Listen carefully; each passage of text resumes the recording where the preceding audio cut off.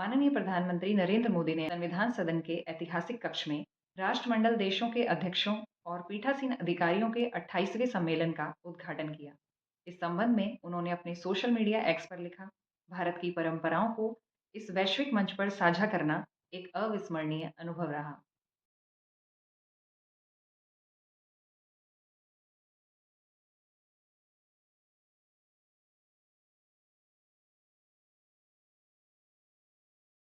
Supreme court ने पश्चिम बंगाल की मुख्यमंत्री ममता बनर्जी और अधिकारियों को नोटिस जारी किया है। इस पर भाजपा विधायक अग्निमित्रा पॉल ने कहा, आज न्यायालय ने ईडी की सुनवाई में मुख्यमंत्री ममता बनर्जी को सबक सिखाया है। ममता बनर्जी ने मुख्यमंत्री पद का अपमान किया है।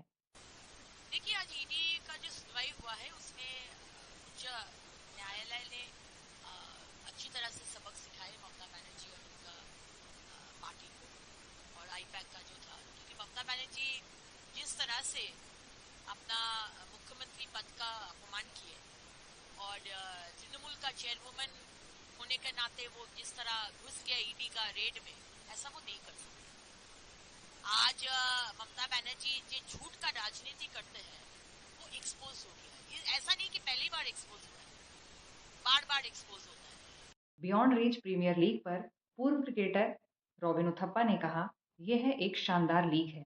इस लीग से उन युवाओं को बड़ा मौका मिलेगा जो इसमें अपना करियर बनाना चाहते हैं और दूसरे जॉब ऑप्शन के रूप में इसे अपनाना चाहते हैं। I think it's a fantastic league, मेरे हिसाब से. I think it's a league that will present a huge opportunity for youngsters who want to pursue cricket, perhaps as a career or a second job option.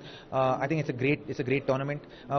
माननीय राष्ट्रपति द्रौपदी मुर्मू के आयोजित dinner के दौरान पंजाब के राज्यपाल गुलाब चंद कटारिया, पंजाब के मुख्यमंत्री भगवंत मान और राज्य के अन्य मंत्री भी मौजूद रहे। आइए आपको दिखाते हैं।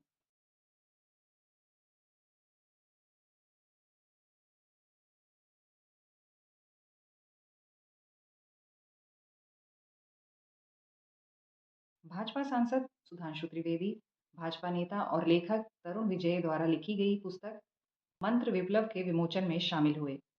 सुधांशु त्रिवेदी ने अपने संबोधन में कहा, आज की लड़ाई स्वतंत्रता आंदोलन से भी बड़ी लड़ाई है। मार्क्स, मैकॉले और मुगल, जब कोई व्यक्ति मानसिक रूप से किसी ख्याल में खोया रहता है तो उसे बाहर निकालना बेहद मुश्किल होता है। आज की लड़ाई उस आंदोलन से बड़ी लड़ाई है।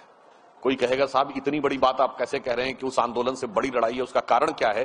तब तो जेल में थे।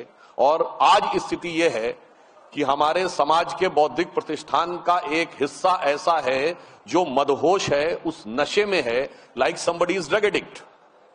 ड्रग एडिक्ट ड्रग से बाहर आना ही नहीं चाहता, उसे तो वो ड्रग ही अच्छी लगती है।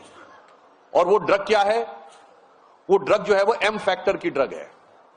मैकॉले, मार्क्स एंड मुगल, ये तीन फैक्टर जो हैं दिमाग में ऐसे धर कर गए हैं। इसीलिए माननीय प्रधानमंत्री जी ने कहा है कि 1835 में मैकॉले ने अपनी नीति लागू की थी, 10 साल बाद उसके 200 साल पूरे होंगे।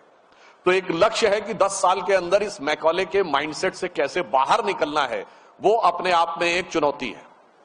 और इसलिए जब कोई व्यक्ति मानसिक रूप से किसी इल्यूजन में जीने लगे तो उस समाज को बाहर निकालना बहुत मुश्किल होता है। अभी